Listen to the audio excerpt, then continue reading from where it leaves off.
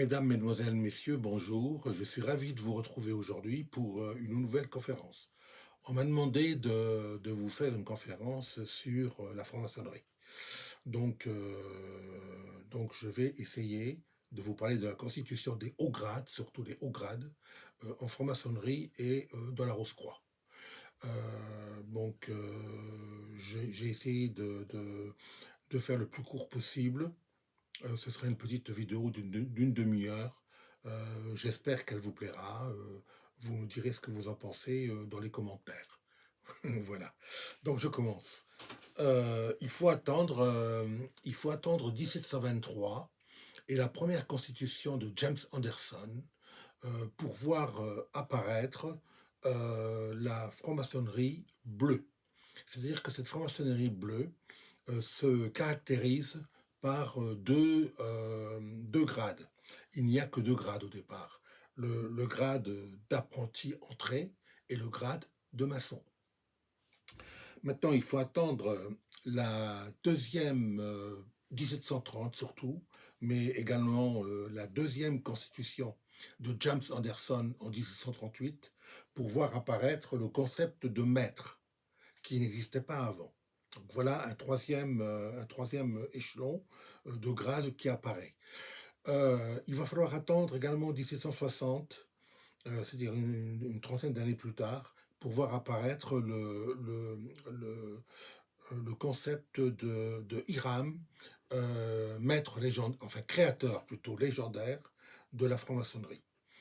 Alors, qui est Hiram? C'est un architecte qui vécut au Xe siècle avant notre ère. Il était l'ami d'un roi de Tyr qui s'appelait Hiram Ier, qui a vécu au temps de Salomon. Donc au Xe siècle, le roi Salomon veut construire sur ce qu'on appelle aujourd'hui l'esplanade des mosquées à Jérusalem. Il veut construire le premier temple de Jérusalem. Il fait appel à son ami Hiram Ier, roi de Tyr, qui n'est pas Hiram, l'architecte. Il fait appel à son ami à son ami Hiram Ier, roi de Tyr, qui lui fournit les matériaux nécessaires, la main d'œuvre nécessaire et son meilleur architecte qui s'appelle, comme lui, Hiram. Donc voilà comment a été introduit dans la franc-maçonnerie le concept d'Hiram, créateur légendaire de la franc-maçonnerie. Maintenant, le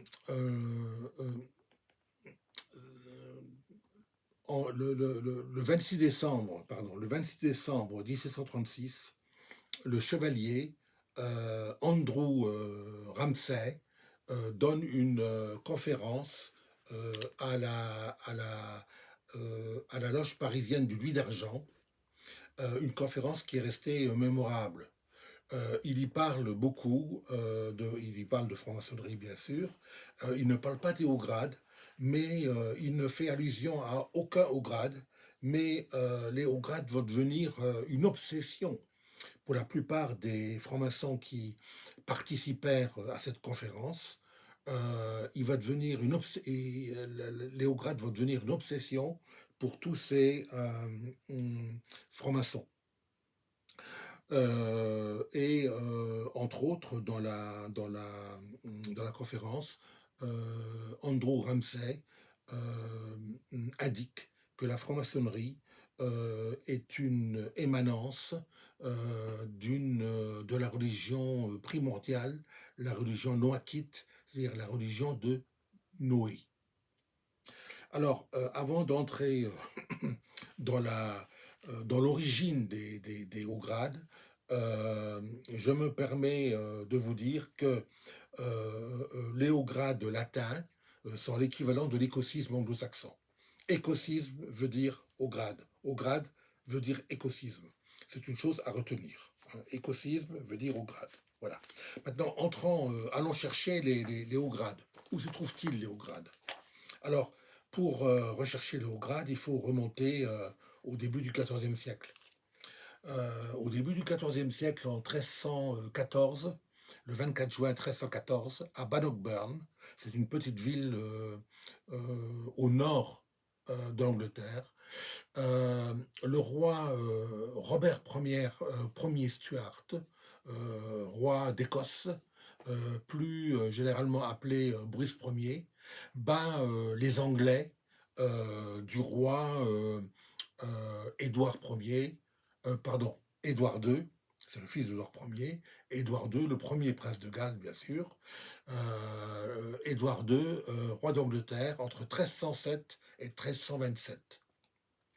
Donc, en ce jour de grande victoire, le roi Bruce Ier Stuart d'Écosse crée la loge de Saint-André du Chardon, dans laquelle il inclut les chevaliers français ayant participé à cette grande victoire.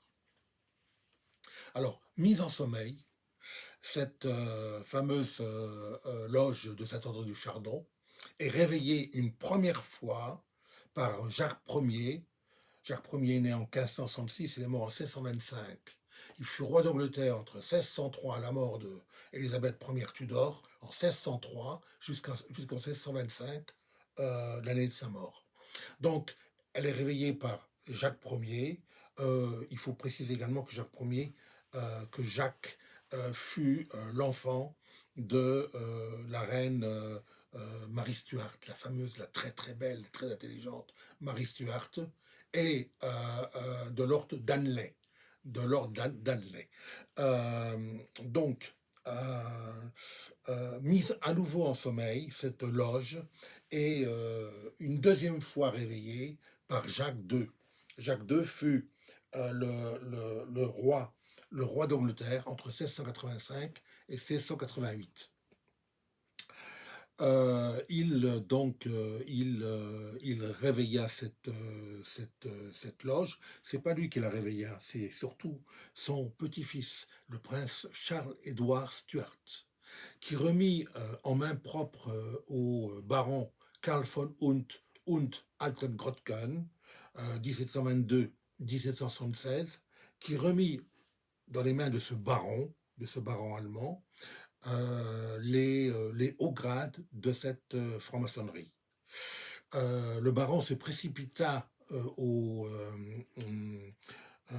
couvent de Colo en 1772. Il se précipita dans les rangs du cléricat de Stark.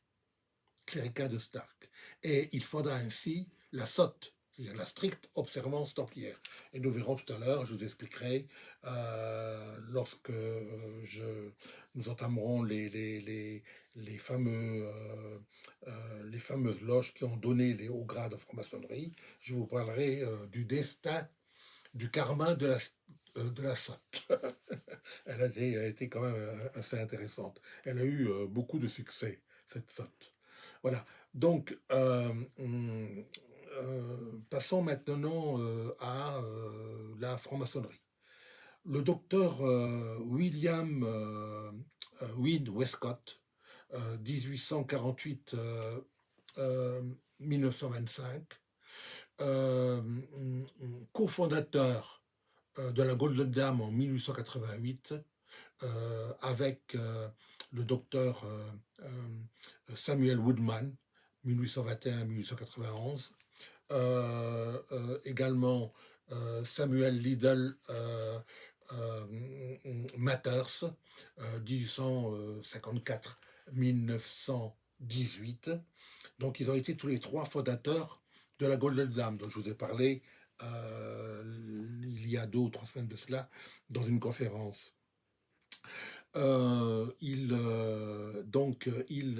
fameux docteur Westcott affirme que Sir Edward Bulwer Lytton, 1803-1873, aurait rencontré à Francfort-sur-le-Main des frères de la loge Charles à la lumière naissante.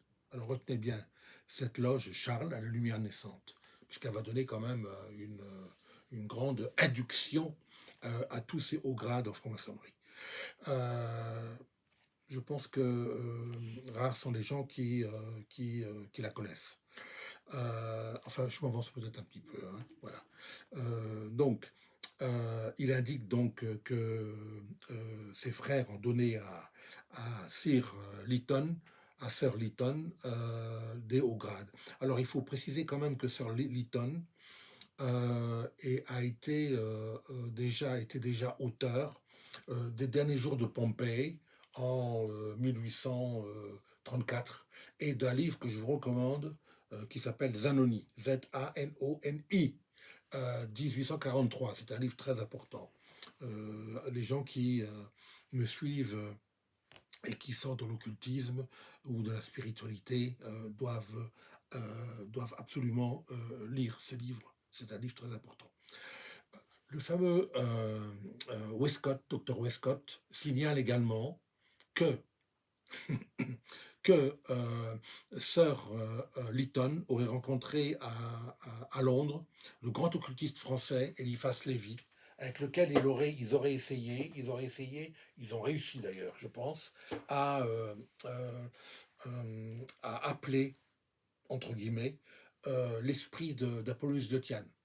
Apollonius de Tyane est un très très grand thaumaturge du 1er siècle de notre ère, qui, d'une part, il a parlé il a parlé au grand public des stances de Jean, mais il a surtout découvert un tombeau, le tombeau d'un prince égyptien, Neferkapta, qui tenait dans ses mains le livre de Thoth. Enfin bon, tout ça, ce sont des détails dont je vous ai parlé dans mes précédentes conférences, si vous les avez suivies. Voilà, donc euh, hum, ils auraient tous les deux, ils auraient essayé donc Lytton et Eliphas Lévy d'appeler l'esprit d'Apollonius de Tyane, non pas selon les rites spirites du XIXe siècle de l'époque, mais selon un rituel issu de la Magia Philosophia de 1573 de Felicius Patricius. Voilà. Il faut signaler maintenant que la loge Charles à la lumière naissante est une loge très importante parce qu'elle se trouve dans le sillage, elle se trouve dans le berceau, elle se trouve au carrefour de nombreuses autres loges, de très grandes loges au XVIIIe siècle, des loges qui ont donné de très très hauts grades. Et parmi cette dizaine de hautes loges, je vais vous en citer quatre qui sont, à mon goût, très importantes. La première, c'est la loge maçonnique des chevaliers bienfaisants de la Cité Sainte. Elle a été créée par Jean-Baptiste Villermoz. Jean-Baptiste Villermoz est né en 1730, il est mort en 1824. Elle a été créée par ce monsieur, hein. Et ce monsieur Villermoz va permettre à son ami, à son grand ami, le prince Karl von Kassel-Essel, ou S-Kassel, plutôt S-Kassel, de devenir le chef, c'est-à-dire le grand maître euh, d'une société secrète créée en 1771, puis remise au goût du jour en 1782 lors du couvent de Wilhelmsbad par les frères von Eck und Eckhoffen. Cette loge s'appelle les Frères Initiés d'Asie. Avant de quitter cette loge, il faut préciser que euh, Jean-Baptiste Villermoz est le chantre de l'écossisme, autrement dit des hauts grades. Je vous ai dit que l'écossisme équivaut au haut grade. Les hauts grades équivalent à l'écossisme. Passons maintenant la deuxième loge. C'est la quatrième qui me semble la plus importante, mais je vais vous citer quand même la deuxième et la troisième. La deuxième, c'est la Sotte, dont je vous ai parlé tout à l'heure. Le baron Karl von und Altengrotken, qui reçut des mains du prince Charles-Édouard Stuart à Saint-Germain-en-Laye. Il était alors en exil avec son grand-père, l'ancien roi d'Angleterre, Jacques II. 1685-1688. Il a livré à ce baron les hauts grades de la franc-maçonnerie de Saint-André-du-Chardon. Celui-ci s'est précipité au couvent de Colo en 1772. Il s'est précipité dans les bras, enfin entre guillemets, hein, dans les bras. Il s'est précipité dans la charge du cléricat de Stark et est devenu la SOT, la stricte observance templière.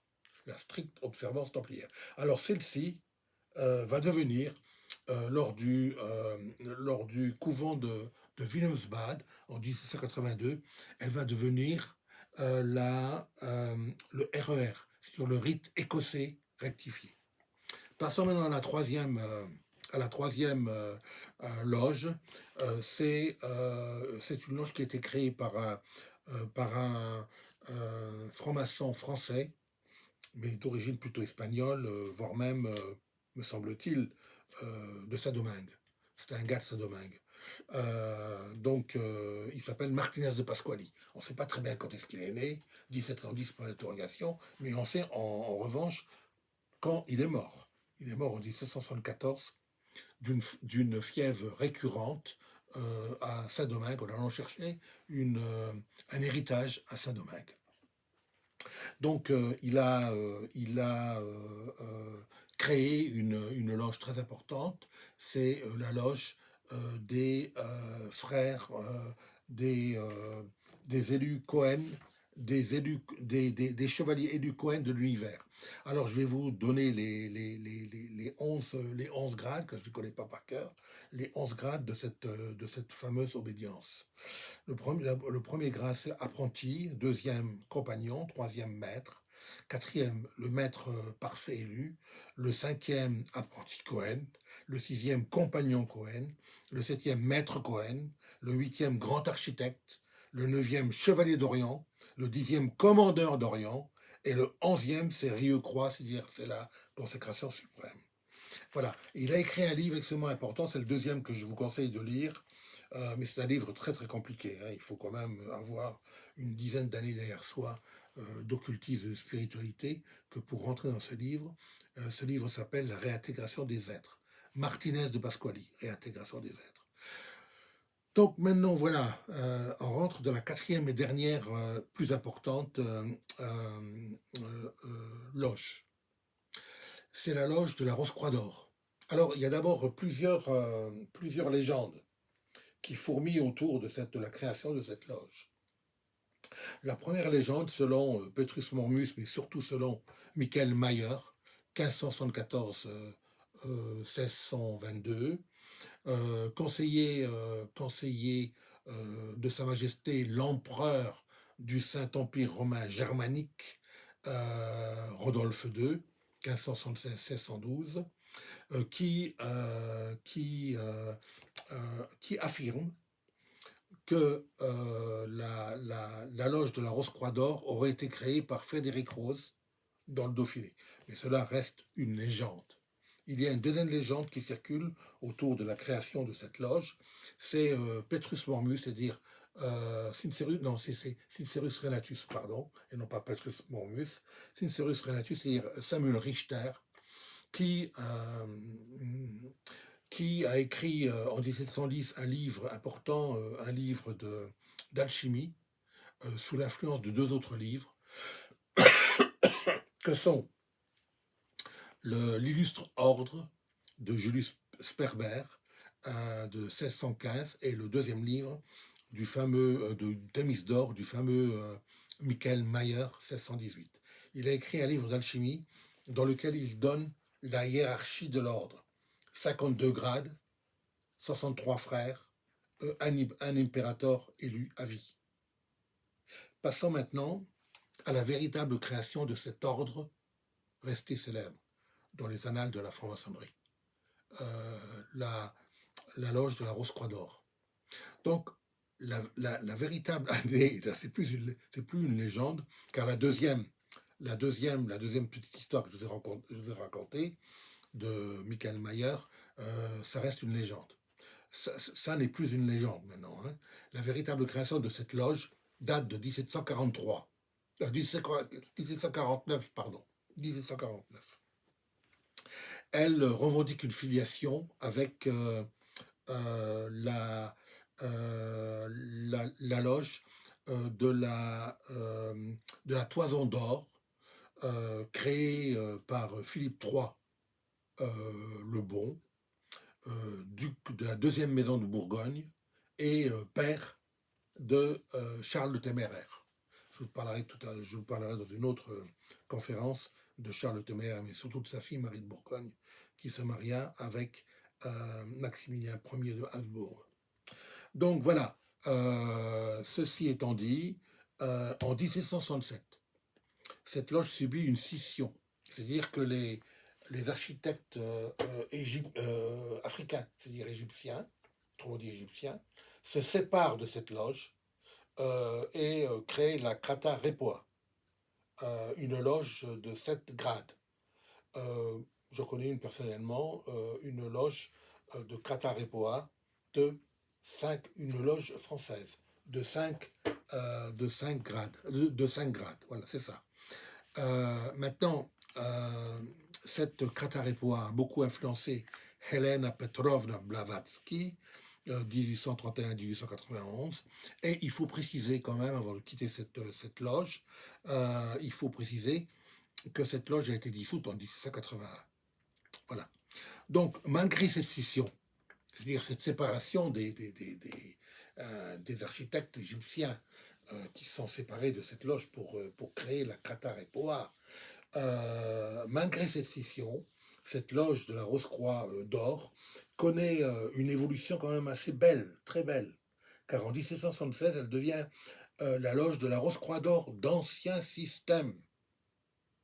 C'est dans cette mouvance que va apparaître un livre important. Si vous pouvez le trouver, c'est le 3e et dernier livre que je vous conseille, parce que c'est un livre quand même qui m'a beaucoup assuré, moi, en spiritualité.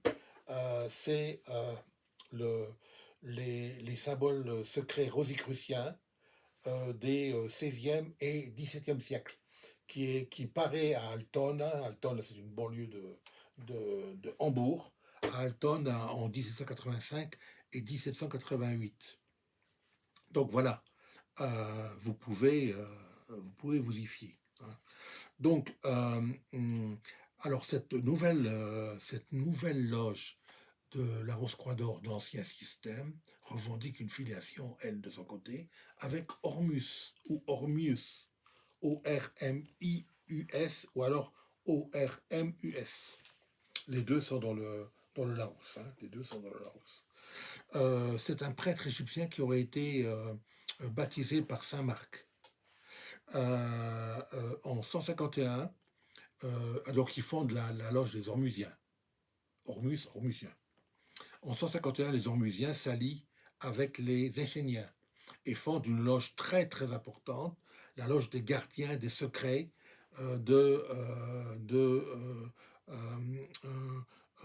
Moïse Salomon et Hermès Trismégiste.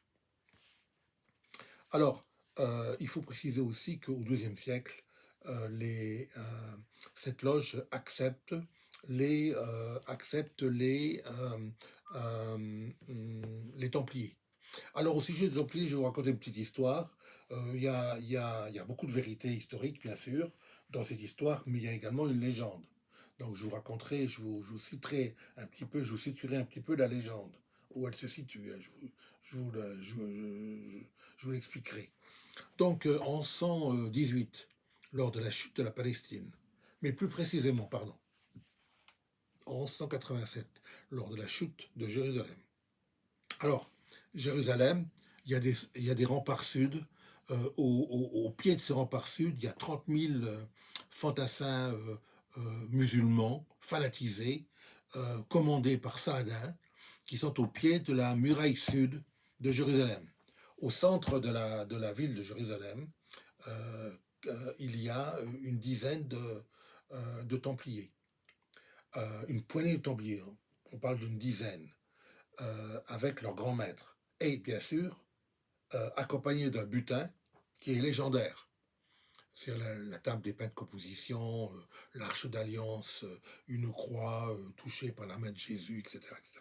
Bon, tout ça reste légendaire car on sait que en 587-586, Jérusalem fut rasée par Nabuchodonosor II et le premier temple de Jérusalem fut rasé et tous ces ornements, la table des pains de composition, l'arche d'alliance, etc., disparurent et ne réapparurent jamais. Voilà. On sait pas très bien où ils sont. Ils ont certainement été détruits par ces Assyriens. Voilà. Donc, euh, dans cette, alors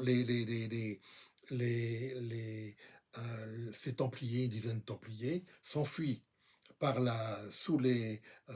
souterrains, de la muraille nord de Jérusalem, sous la muraille nord, il y a ce qu'on appelle les souterrains de Sédécias. Alors Sédécias, euh, hmm, c'est le dernier roi d'Israël, le dernier roi de Jérusalem, qui vit Nabuchodonosor II en 587-586, raser sa ville et raser le premier temple de Jérusalem, qui avait été construit par Salomon, dont je vous ai parlé au départ. Voilà.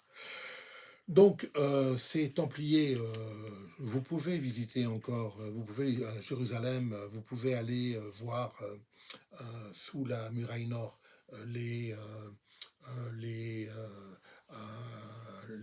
les souterrains de Sédécias, mais il faut y aller avec des explorateurs parce que l'endroit est très scabreux et très difficile d'accès et surtout très très scabreux. Hein. Voilà. Donc ils arrivèrent à la citadelle de Latroun, qui est à 30 km au nord-est de Jérusalem. Ils y restèrent une journée, puis allèrent vers la citadelle la citadelle chrétienne de Saint-Jean d'Acre, à 120 km de là. Et donc, ils y restèrent un certain temps, mais bon, il faut dire que 100 ans plus tard, en 1291, lorsque la citadelle de Saint-Jean d'Acre est prise par les Mamelouks, ils s'enfuient vers Chypre et de là vers le monde entier, mais on en retrouve trois en Grande-Bretagne qui vont fonder ce qu'on appelle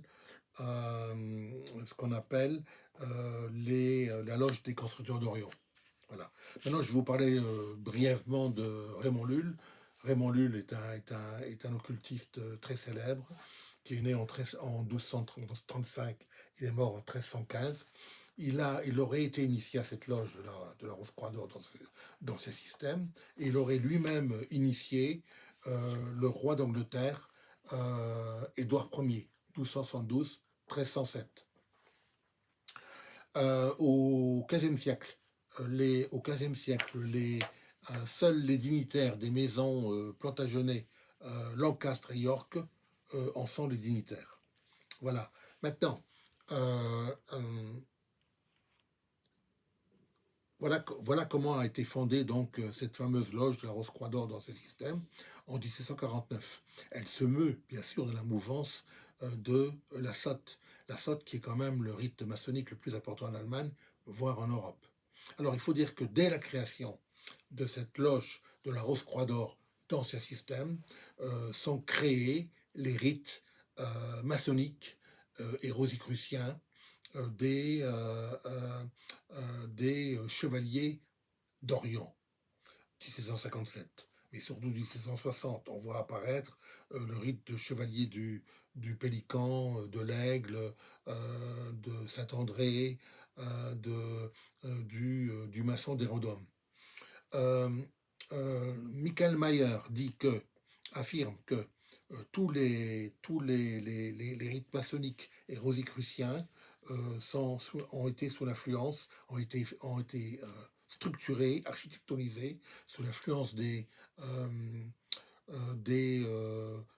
Égyptiens, de Moïse, de Salomon, de Zoroastre surtout, de Pythagore, de Platon, des Esséniens.